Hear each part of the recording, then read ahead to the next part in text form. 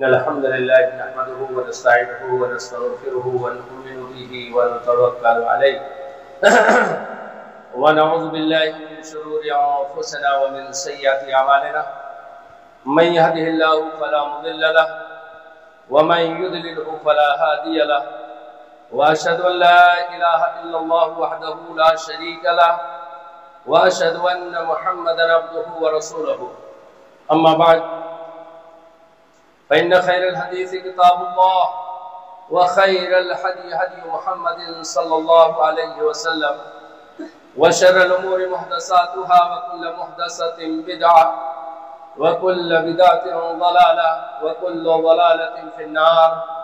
أعوذ بالله السميع العليم من الشيطان الرجيم. بسم الله الرحمن الرحيم.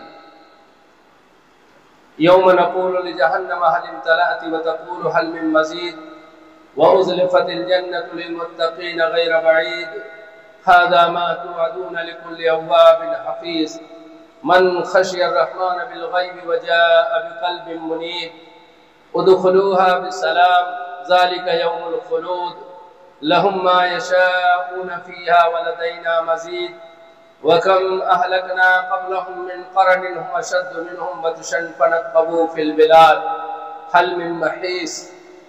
قال الله تبارك وتعالى في كلامه المجيد والفرقان الحميد رب اشرح لي صدري ويسر لي أمري واحلل عقدة من لساني يفقهوا قولي سبحانك لا علم لنا إلا ما علمتنا إنك أنت العليم الحكيم.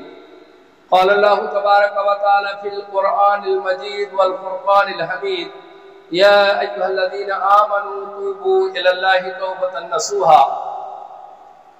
سورة التحریم. قال النبي صلى الله عليه وسلم التائب من الذنب كمن لا ذنب له رواہ الترمذی. حضرات گرامی اسلامی بھائی مسلمانوں، ہر قسم کی بزرگی بڑائی کبریائی رب کائنات جو ارض و سما کا مالک ہے اس کے لیے لائق و سزاوار ہے. بعدہ درود و سلام نازل ہو تمام انبیاء علیہ الصلوۃ والسلام پر، خصوصاً آخری نبی جناب محمد رسول اللہ صلی اللہ علیہ وسلم پر جو تمام دنیا انسانیت کے لیے رشد و ہدایت کا چراغ بن کر آئے. عزیزان گرامی اسلامی بھائیوں مسلمانوں، ابھی میں نے سورہ تحریم کی ایک آیت آپ کے سامنے تلاوت کیا اور ترمذی شریف کی ایک حدیث جس کے راوی حضرت ابو ہریرہ ہے اس کو بیان کیا. اسی آیت اور اسی حدیث کے ضمن میں کچھ باتیں آپ کے گوشگزار کرنے کی جسارت کر رہا ہوں. مولا کریم سے دعا ہے کہ بار الہ کہنے سے زیادہ سننے اور سننے سے زیادہ اس پر عمل کرنے کی توفیق نصیب فرما، آمین یا رب العالمین. حضرات گرامی، اللہ تعالیٰ اس آیت میں ارشاد فرماتا ہے یا ایھا الذین آمنوا، اے وہ لوگوں جو ایمان لے آئے ہو. یہاں پر آمنو میں اللہ تعالیٰ نے تمام مرد و خواتین، بوڑھے جوان بچے سب کو شامل کیا ہے. ان کو شامل کیا ہے جو ایمان لے آئے ہیں. یا ایھا الناس غلط نہیں کہا اللہ نے، بلکہ کہا اے لوگوں جو ایمان لے آئے ہو. تمام لوگ جو بھی ایمان ہیں، ایماندار ہیں، مومن مرد ہو چاہے مومن عورتیں ہوں، چاہے بوڑھے ہوں چاہے جوان ہوں، سب کو اللہ نے کہا جو ایمان لے آئے ہو. توبو، یہاں بھی جمع کا لفظ استعمال کیا، تمام لوگ، اور توبو میں بھی تمام لوگوں کو کہا کہ جو جتنے لوگ ایمان لے آئے ہو سب لوگ توبہ کرو. توبو الی اللہ، اللہ سے توبہ کرو، اللہ کے لیے توبہ کرو، اللہ سے توبہ کرو. اور پھر اس کے بعد کیا کہا؟ توبۃ نصوح، خالص توبہ کرو. خالص توبہ کیا ہے؟ خالص توبہ یہ ہے کہ آدمی جب ایک مرتبہ کوئی غلطی کرے، کوئی گناہ کرے، کوئی خطا کرے، کوئی قصور کرے تو اللہ تبارک و تعالیٰ سے معافی مانگے، توبہ کرے.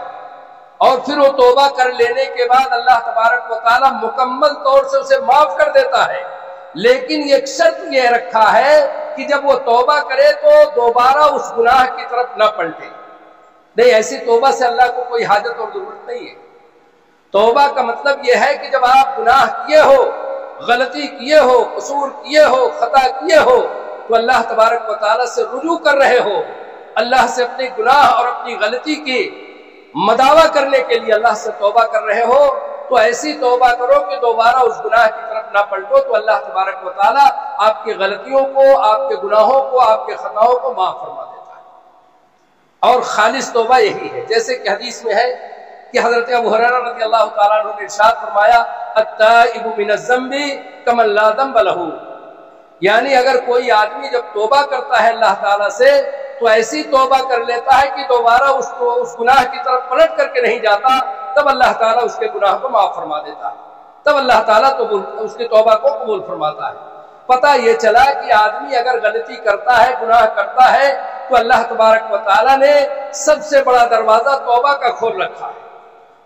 جب آدمی اللہ تبارک و تعالیٰ سے رجوع کرتا ہے اپنی غلطی کا، اپنے گناہ کا احساس کر کے توبہ کی طرف رجوع ہو جاتا ہے، تو اللہ تعالیٰ اس کی خطاؤں کو، اس کو گناہوں کو معاف فرما دیتا ہے، اس کی غلطیوں کو درگزر فرما دیتا ہے، پھر اس سے غلطی ہونے کا کوئی چانس نہیں رہا۔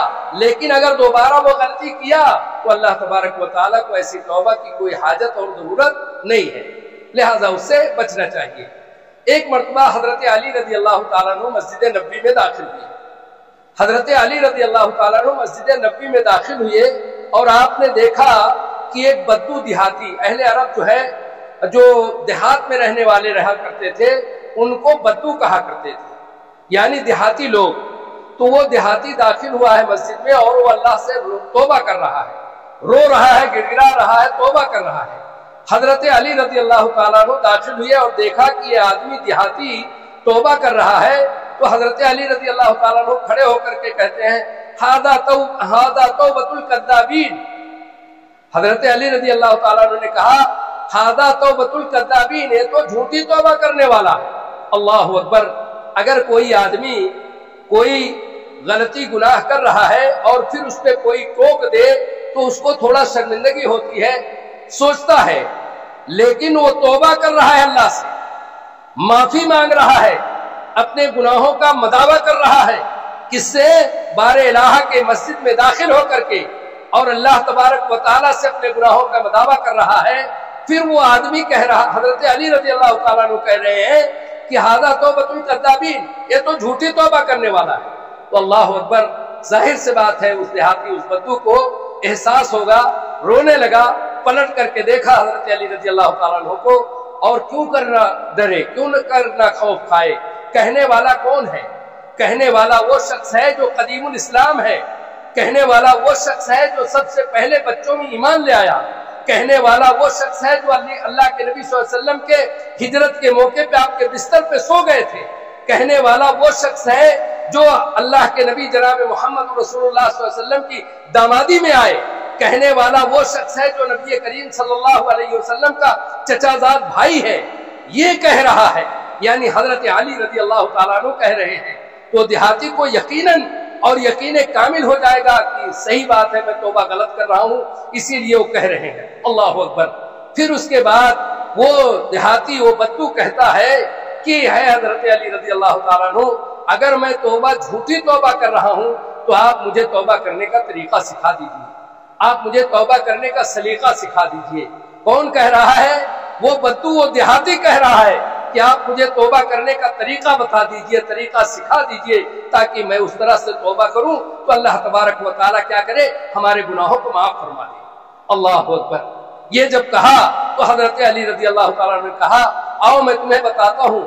6 باتوں کی تلقین کی حضرت علی رضی اللہ تعالیٰ نے، اس توبہ کرنے والے شخص کو حضرت علی رضی اللہ تعالیٰ نے 6 باتوں کی تلقین کی اور کہا کہ اگر تم ان 6 باتوں کے اوپر عمل کرو گے اور اس طرح کرنے لگو گے تو اللہ تبارک و تعالیٰ سے جیسی توبہ کرو گے اللہ تمہارے گناہ کو معاف فرما دے گا۔ اللہ اکبر! کہتا ہے وہ دیہاتی کہتا ہے اے حضرت علی رضی اللہ تعالیٰ عنہ، وہ 6 باتیں کیا ہیں آپ مجھے بتا دیجیے، آپ مجھے سکھا دیجیے۔ اللہ اکبر! حضرت علی رضی اللہ تعالیٰ عنہ الگ ترکیب اس کو 6 باتوں کی نصیحت کرتے ہیں، 6 باتوں کی تلقین کرتے ہیں۔ سب سے پہلی بات تو یہ ہے، جو کچھ تم نے کیا ہے، جو کچھ غلطی، قصور، خطا کیا ہے، اس پر نادم ہو جاؤ، اس پہ شرمندہ ہو جاؤ۔ جب تک تم کو شرمندگی کا احساس نہیں ہوگا اس وقت تک اللہ تبارک و تعالی تمہاری غلطی کو معاف نہیں فرمائے۔ سب سے پہلے تم کو نادم ہونا ہے، شرمندہ ہونا ہے، کس بات پہ؟ جو غلطی تم نے کیا ہے، جو گناہ تم نے کیا ہے، اس پر نادم ہونا ہوگا۔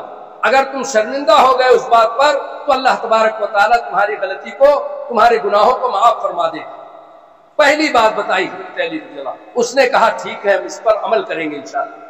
دوسری بات حضرت علی نے کہا اپنے جن فرائض سے غفلت کی ہے اس کو پورا کرنے کی کوشش کرو، جن فرائض کو تم نے ترک کیا ہے، جن فرائض کو تم نے چھوڑا ہے۔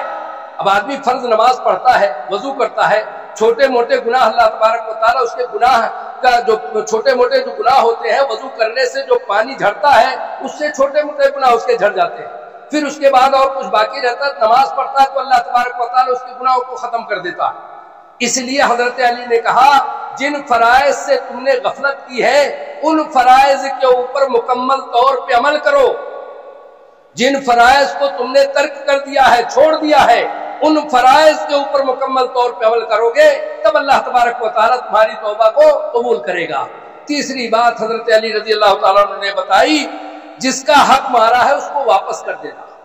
اگر آپ نے کسی کا ناحق مال لے لیا ہے، اگر آپ نے کسی کا ناحق گھر پراپرٹی زمین جائیداد کو چھین لیا ہے، لے لیا ہے، اپنے قبضے میں کر لیا ہے، تو سب سے لازم اور ضروری ہے کہ اس کے حقوق کو ادا کر دو، یعنی اس کی پراپرٹی کو واپس کر دو۔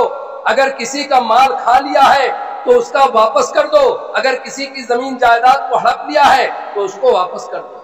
اس کے بعد اگر توبہ کرو گے تب اللہ تبارک و تعالیٰ آپ کی توبہ کو قبول کرے گا، ورنہ اللہ تعالیٰ آپ کی توبہ کو قبول نہیں کرے گا۔ یعنی یہ شرط اللہ تبارک و تعالیٰ نے لگائی ہے، اور یہ شرطیں حضرت علی رضی اللہ تعالیٰ عنہ اس دیہاتی کو بتلا رہے ہیں۔ چوتھی بات حضرت علی رضی اللہ تعالیٰ عنہ نے اس کو یہ بتائی کہ جس کو تکلیف پہنچائی ہے اس سے معافی مانگ لینا۔ اگر آپ نے کسی کو تکلیف پہنچائی ہے تو اس سے معافی مانگ لو۔ اگر آپ نے کسی کو گزن پہنچائی ہے، کسی کو برا بھلا کہا ہے تو آپ اس سے معافی۔ ہم ایک دوسرے کو حقیر جانتے ہیں، غلط سمجھتے ہیں، کمزور سمجھتے ہیں، چاہے وہ پیسے میں کمزور ہو یا معاشی اعتبار سے کمزور ہو یا ویسے کمزور ہو، تو ہم اس کو حقیر جانتے ہیں، حقیر سمجھتے ہیں۔ اس طرح سے اگر ہماری نیت ہوگی تو اگر ہم لاکھ توبہ کرتے رہے، لاکھ حج عمرہ کرتے رہے، لاکھ کوششیں کرتے رہے اور بھی کام کرتے رہے، لیکن اللہ تبارک و تعالیٰ ہماری توبہ کو قبول نہیں کرے گا جب تک کہ ہم ان عادات کو اپنے اندر سے ترک نہ کر دیں، نکال نہ دے، ختم نہ کر دے۔ اس وقت تک اللہ تبارک و تعالیٰ ہماری ان غلطیوں کو لاش توبہ کرے اللہ تعالیٰ قبول نہیں فرمائے۔ پانچویں بات حضرت علی رضی اللہ تعالیٰ نے بتائی آئندہ کے لیے عزم کر لو کہ اب ایسا کوئی کام نہیں کریں گے۔ عزم مصمم ہو جانا چاہیے، پختہ ارادہ ہو جانا چاہیے کہ اب ہم کوئی غلطی اور قصور نہیں کریں گے۔ تب اللہ تعالیٰ کیا کرے گا؟ آپ کی غلطی کو معاف فرمائے گا۔ جب آپ اس طرح سے کریں گے تب اللہ تبارک و تعالیٰ آپ کے گناہوں کو، آپ کی غلطیوں کو معاف کرے گا۔ عزم مصمم ہونا چاہیے، پختہ ارادہ ہونا چاہیے۔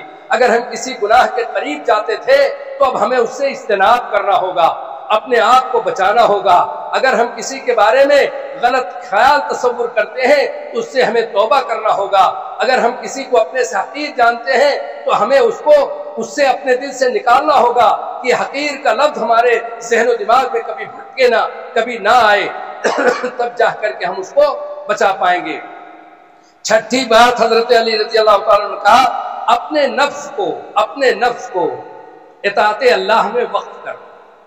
قال اللہ قال رسول کی باتوں پہ اپنے نفس کو بالکل وقت کر دو۔ جانتے ہیں نفس بڑا عجیب ہوتا ہے، نفس بڑا عجیب ہوتا ہے، اور نفس کا کنٹرول جو ہوتا ہے آدمی کے اپنے ہاتھ میں ہوتا ہے، اپنے دل میں ہوتا ہے، اپنے دماغ میں ہوتا ہے۔ جب آدمی اس پہ کنٹرول کر لے گا اپنے نفس کے اوپر تو یقیناً اللہ تبارک و تعالیٰ سے جو کچھ توبہ کرے گا، توبہ استغفار کرے گا، اللہ تبارک و تعالیٰ اس کے گناہوں کو، اس کی غلطیوں کو، اس کی خطاؤں کو کیا کرے گا؟ معاف کر دے گا۔ یہ شرط لگا دیا ہے، یہ شرط لگایا اللہ تعالیٰ نے کہ اگر یہ چیزیں تمہارے اندر پائی جاتی ہیں اور ان کے اوپر مکمل طور سے عمل کرتے ہو، پھر اللہ تبارک و تعالیٰ سے توبہ کرتے ہو، تو اللہ تبارک و تعالیٰ تمہاری توبہ کو قبول فرما لیتا ہے۔ اور اگر ایسا نہیں کرتے ہو تو اللہ تعالیٰ تمہاری خطاؤں کو، تمہاری گناہوں کو معاف نہیں کرے گا۔ حضرت ابی بن کعب رضی اللہ تعالیٰ عنہ راوی، حضرت ابی بن کعب رضی اللہ تعالیٰ عنہ راوی ہے۔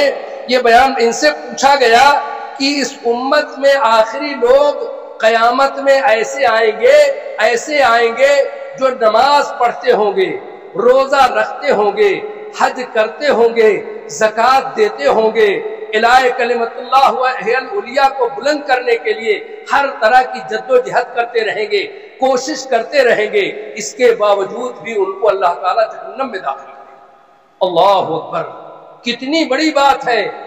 حضرت ابی بن کعب رضی اللہ تعالیٰ عنہ کہتے ہیں قیامت قریب ہوگی تو نبی کریم صلی اللہ علیہ وسلم کی امت میں ایسے لوگ ہوں گے جو نمازی ہوں گے، متقی ہوں گے، پرہیزگار ہوں گے، حج کرنے والے ہوں گے، زکوٰۃ دینے والے ہوں گے، اور اپنے مال کو اللہ کی راہ میں خرچ کرنے والے ہوں گے، سب کچھ کرنے والے ہوں گے، اس کے باوجود بھی جہنم میں داخل کیے جائیں گے۔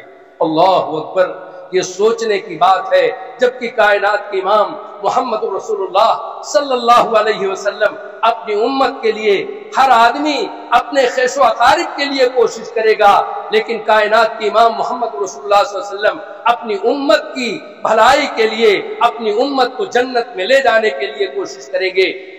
اس کے باوجود بھی یہ کہا جا رہا ہے کہ امت محمدیہ صلی اللہ علیہ وسلم کے لوگ ایسے ہوں گے جو قیامت قریب ہوگی سب کچھ کرنے کے باوجود جہنمی ہوں گے، یعنی وہ ایسا عمل کریں گے، ایسا کام کریں گے، بظاہر تو سب کچھ ان کو نظر آئے گا، لیکن حرام کام ایسا جس کو اللہ تبارک و تعالیٰ نے منع فرمایا ہے وہ کرتے رہیں گے، وہ کرتے رہیں گے اور اس کی طرف مائل ہوتے رہیں گے۔ وہ حرام کام سے کبھی اپنے آپ کو بچائیں گے نہیں، چاہے وہ حرام کا کام زنا ہو، چاہے وہ حرام کا کام قوم لوط کا معاملہ ہو، چاہے وہ حرام کا کام سود کا معاملہ ہو، ان کاموں کو ترک نہیں کریں گے۔ سب کچھ کرنے کے باوجود بھی اللہ تبارک و تعالیٰ کے نیک بندے بننے کی کوشش کرتے رہیں گے، لوگوں کو دکھاتے رہیں گے، حج بھی کریں گے، 12 سال میں 2 بار عمرہ کرنے جائیں گے، سب کچھ کریں گے، اس کے باوجود بھی اللہ تعالیٰ انہیں جہنم میں داخل کرے گا۔ کیوں؟ ان کا عمل ایسا ہے، بظاہر تو وہ مسلمان ہے، بظاہر تو اللہ کی عبادت گزار ہے، بظاہر تو تمام عمل کو کرتے ہیں، لیکن ابی بن کعب رضی اللہ تعالیٰ عنہ نے کہا چپکے سے وہ لوگ یہ کام کریں گے جس کی بنیاد پر اللہ تبارک و تعالیٰ انہیں جہنم میں داخل کرے گا۔ سوچئے، غور فرمائیے کہ آج ہمارے درمیان میں ایسے لوگ موجود ہیں، ہم لوگ دیکھتے ہیں، مشاہدہ کرتے ہیں، جانتے ہیں، اس کے باوجود بھی لوگ اس عمل کو ترک نہیں کرتے، ان حرام کاریوں کو نہیں چھوڑتے ہیں، ان حرام چیزوں کو نہیں چھوڑتے ہیں، اور پھر کہتے ہیں یہ تو ہمارے کمائی کا ذریعہ ہے۔ نعوذ باللہ ثم نعوذ باللہ، مشرکین مکہ نے بھی بہت سارے حرام کاری کا ذریعہ بنا رکھا تھا، لیکن جب ایمان کی بود و باس ان کے قریب پہنچی، مدینے کی سرزمین میں شراب کی حرمت نازل ہوئی، کائنات کے امام محمد رسول اللہ صلی اللہ علیہ وسلم کے اوپر شراب کی حرمت آئی، تو اللہ کے نبی جناب محمد رسول اللہ صلی اللہ علیہ وسلم نے اعلان کر دیا کہ شراب حرام ہو گئی۔ اللہ کی قسم، مدینے کی گلیوں میں شراب بہ رہی تھی ندی کی طرح سے، جیسے بارش ہو رہی پانی بہ رہا ہے، اسی طرح سے شراب بہ رہی تھی، اس لیے کہ انہوں نے ترک کیا، انہوں نے چھوڑ دیا، اور جس عمل کو انہوں نے ترک کیا دوبارہ اپنے قریب نہیں آنے دیا۔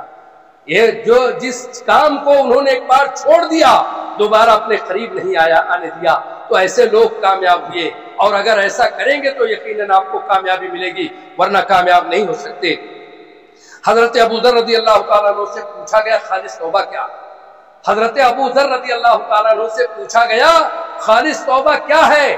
حضرت ابو ذر رضی اللہ تعالیٰ عنہ نے جواب دیا کہ اللہ کے نبی جناب محمد رسول اللہ صلی اللہ علیہ وسلم نے ارشاد فرمایا، اگر کوئی آدمی گناہ کے کام میں ملوث ہے اور اس کو نبی کریم صلی اللہ علیہ وسلم کا فرمان اس کے سامنے آ گیا، اللہ کی قرآنی آیات اس کے سامنے پیش کر دی گئی، تو وہ اسی وقت توبہ کر لے اور خالص توبہ کر لے اور یہ کہہ دے دوبارہ اس چیز کی طرف میں نہیں جاؤں گا، تو اللہ تعالیٰ کہتا ہے ہم نے اس کے سارے گناہوں کو معاف کر دیا۔ تو یہ ہے خالص توبہ، یعنی دوبارہ اس گناہ کی طرف پلٹ کر کے آدمی نہ جائے، اس کو کہا جاتا ہے کیا؟ خالص توبہ۔ ایسا کرنے والے کو اللہ تعالیٰ معاف فرماتا ہے، اس کے خطاؤں کے، اس کے قصوروں کو اللہ تبارک و تعالیٰ معاف فرما دیتا ہے۔ اگر آدمی ایسا کرتا ہے تو اللہ تعالیٰ اس میں اس کو کامیابی عطا فرماتا ہے۔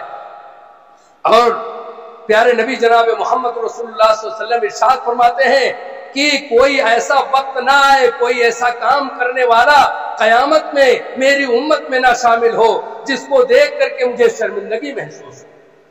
پیارے نبی صلی اللہ علیہ وسلم نے ارشاد فرمایا میری امت کا کوئی شخص قیامت کے دن ایسا نظر نہ آئے جس کو دیکھ کر کے مجھے شرمندگی محسوس ہو۔ اللہ اکبر! آپ اندازہ لگائیے کیسے آدمی کو دیکھ کر کے پیارے نبی صلی اللہ علیہ وسلم کو شرمندگی ہوگی۔ یعنی نبی علیہ السلام کا امتی ہونے کے باوجود بھی شراب کو عام کیا، زنا کو عام کیا، سود کو عام کیا، اور بظاہر اپنے آپ کو مسلمان کہتا رہا۔ ایسے شخص کو پیارے نبی صلی اللہ علیہ وسلم کہتے ہیں کہ مجھے قیامت میں دیکھ کر کے شرمندگی محسوس ہوگی۔ اللہ ہم سب کو ان تمام چیزوں سے محفوظ رکھے۔ اور اس کے بعد پھر اللہ کے نبی صلی اللہ علیہ وسلم کہتے ہیں، اور آگے چلیے، نبی کریم صلی اللہ علیہ وسلم فتح مکہ کے موقع پر، اور اللہ تعالیٰ یہ بھی بیان فرماتا ہے، پیارے نبی صلی اللہ علیہ وسلم کہتے ہیں کہ اگر کوئی آدمی دنیا کے اندر اللہ سے ڈرتا ہے، خوف کھاتا ہے، دنیا کے اندر اگر کوئی آدمی اللہ سے ڈرتا ہے، خوف کھاتا ہے، تو اللہ تبارک و تعالیٰ اس کو قیامت میں نہیں ڈراتا ہے۔ ترمذی شریف کے اندر حدیث ہے، پیارے نبی صلی اللہ علیہ وسلم نے ارشاد فرمایا لا یجمع خوفین علی عبدی خافنی فی الدنیا منہ فی الآخرہ، یعنی جو شخص دنیا کے اندر اللہ سے خوف کھایا، ڈرا، اللہ کا ڈر اور خوف طاری رہا اس کے اوپر، تو اللہ تعالیٰ اس کو قیامت میں نہیں ڈرائے گا۔ لا یجمع خوفین علی عبدی، اللہ اپنے بندوں پہ دو خوف طاری نہیں کرے گا۔ جس نے اللہ کے ڈر اور خوف کے اندر دنیا کے اندر رویا ہے، تو اللہ تعالیٰ اس کو آخرت میں نہیں ڈرائے گا۔ جو دنیا میں نڈر رہا، اللہ اس کو آخرت میں ڈرائے گا، اور جو دنیا میں اللہ سے ڈرتا رہا، اللہ تعالیٰ اس کو آخرت میں امن دے گا، چین اور سکون دے گا۔ فتح مکہ کے موقع پر پیارے نبی جناب محمد رسول اللہ صلی اللہ علیہ وسلم مسجد حرم کے اندر نماز پڑھ رہے تھے۔ ایک صحابی کہتے ہیں میں رسول اللہ صلی اللہ علیہ وسلم کے پیچھے نماز پڑھ رہا تھا، میں نماز میں موجود تھا، اللہ کے نبی صلی اللہ علیہ وسلم نماز پڑھ رہے تھے، اور آپ صلی اللہ علیہ وسلم کہہ رہے تھے، نماز میں آپ صلی اللہ علیہ وسلم کہہ رہے تھے۔ وہ صحابی کہتے ہیں میرے کانوں نے سنا کہ پیارے نبی صلی اللہ علیہ وسلم دھک دھک کانپ رہے تھے، اور آپ کا دل دھک دھک کر رہا تھا، یعنی آپ کے دل سے آواز آ رہی تھی، کراہنے کی آواز آ رہی تھی، اور آپ صلی اللہ علیہ وسلم کہہ رہے تھے لا تخزنی یوم القیامہ، اے اللہ قیامت میں تو مجھے شرمندہ نہیں کرنا، لا تخزنی یوم القیامہ، اے اللہ تو مجھے قیامت میں شرمندہ نہیں کرنا۔ یعنی پیارے نبی صلی اللہ علیہ وسلم جو کائنات کے امام ہیں، محمد رسول اللہ صلی اللہ علیہ وسلم جن کے اوپر قرآن نازل ہوا، جن کی امت کو اللہ تبارک و تعالیٰ نے تمام امتوں میں بہترین امت قرار دیا ہے، وہ نبی نماز میں یہ کہے لا تخزنی یوم القیامہ، اے اللہ مجھے قیامت میں شرمندہ نہیں کرنا۔ اس کا مطلب کیا ہوا؟ اس کا مطلب صاف ہے کہ میری امت کو اے اللہ تو ذلیل و رسوا نہیں کرنا، یعنی میری امت کو جنت میں داخل کرنا۔ اگر میری امت ذلیل و رسوا ہوئی تو میں ذلیل و رسوا ہوں گا۔ اس لیے آپ صلی اللہ علیہ وسلم کہتے ہیں لا تخزنی یوم القیامہ، قیامت کے دن اللہ مجھے شرمندہ نہیں کرنا۔ پتہ یہ چلا کہ اللہ تبارک و تعالیٰ پیارے نبی جناب محمد رسول اللہ صلی اللہ علیہ وسلم اللہ سے کس قدر ڈرتے تھے، کس قدر خوف کھاتے تھے، اور اللہ تبارک و تعالیٰ کا ڈر اور خوف آپ کے دل میں سمایا ہوا رہتا تھا۔ آپ ہر وقت سوچا کرتے تھے، ہر وقت کہا کرتے تھے۔ بہرحال کہنے کا مطلب یہ ہے کہ اگر کوئی آدمی کوئی غلطی کرتا ہے، کوئی قصور اور خطا کرتا ہے، تو اس کو چاہیے سورہ تحریم کی آیت کے مطابق یا ایھا الذین آمنوا توبوا الی اللہ توبۃ نصوحا، یعنی آدمی کو اللہ تبارک و تعالیٰ سے خالص توبہ کرنا چاہیے، توبۃ نصوح کرنا چاہیے۔ اور پیارے نبی صلی اللہ علیہ وسلم کی وہ حدیث التائب من الذنب کمن لا ذنب له، آدمی جب توبہ کرے تو ایسی توبہ کرے کہ دوبارہ گناہ کی طرف پلٹ کر کے نہ جائے۔ اللہ تعالی ہم سب کو اس آیت اور اس حدیث کے مطابق زندگی گزارنے کی توفیق عطا فرمائے، اور ساتھ ہی ساتھ یہ بھی اللہ تبارک و تعالی ہمیں عطا فرمائے کہ جو طریقہ نبی کریم صلی اللہ علیہ وسلم نے توبہ کا بتلایا ہے، اگر ہم غلطی کرتے ہیں، قصور کرتے ہیں، تو اسی کے مطابق ہم توبہ کریں تو اللہ تعالی ہماری توبہ کو، ہمارے گناہوں کو معاف فرمائے گا۔ حضرات گرامی، آپ کے خدمت میں میرا آنے کا مقصد صرف اتنا تھا کہ کلیہ عائشہ للبنات جو بہت پرانا ادارہ چل رہا ہے، اسی ادارے کے تحت میں ایک مسجد اور مدرسے کے لیے بہت بڑی جگہ کا سودا کیا گیا ہے۔ تقریباً 2300 اسکوائر فٹ زمین ہے، اور جو کہا جاتا ہے تقریباً 14 کمرے ہیں، 7 کمرے اس طرف 7 کمرے اس طرف، یعنی پوری چال کا سودا کیا گیا ہے۔ 14 کمرے ہیں اور 32 بائی 72 کی زمین ہے، جس میں عالی شان ایک مسجد بھی تعمیر ہوگی، اور ایک ادارہ اپنا جو کلیہ عائشہ چل رہا ہے وہ تعمیر کیا جائے گا۔ اس جگہ کو 1,64,00,000 میں ہم لوگوں نے کیا ہے، خریدا ہے، اور الحمدللہ انتظامیہ کوشش کر رہی ہے، بھاگ دوڑ کر رہی ہے، جدوجہد کر رہی ہے۔ اسی کے تحت آپ حضرات کی خدمت میں آیا ہوا ہوں۔ آپ حضرات سے گزارش کرتا ہوں کہ آپ حضرات اس مسجد کے لیے زیادہ سے زیادہ تعاون کریں، تاکہ اس جگہ کو جو ہم لوگوں نے خریدا ہے جلد از جلد اس کی ادائیگی کی جائے اور اس زمین کو اپنی تحویل میں لے کر کے آگے کے کام کو آگے بڑھایا جائے۔ اس لیے ہم آپ سے اپیل کرتے ہیں کہ دامِ دروِ سخنے زیادہ سے زیادہ اس مسجد کی جگہ کے خریدی میں آپ لوگ ہمارا تعاون فرمائیں، اور اللہ تبارک و تعالیٰ جیسے کہا جاتا ہے، حضرت ابو ہریرہ رضی اللہ تعالیٰ عنہ کہتے ہیں پیارے نبی صلی اللہ علیہ وسلم نے ارشاد فرمایا، اگر کوئی آدمی مسجد کی جگہ کے خریدنے یا تعمیر کرنے میں ایک چڑیے کے گھونسلے کے برابر بھی اگر زمین میں حصہ لے لیا، اپنا یوگدان دے دیا، اپنا پیسہ لگا دیا، اپنا مال لگا دیا، تو جنت میں محل تعمیر کرے گا اپنے کے لیے۔ اس کے تحت آپ حضرات ہمارے اس مسجد کے لیے زیادہ سے زیادہ تعاون کیجیے۔ جزاکم اللہ احسن الجزائے۔ بارک اللہ لنا ولکم فی القرآن العظیم ونفعنی وإیاکم بالآیات والذکر الحکیم، انہ تعالی جواد کریم ملک بر رؤوف رحیم۔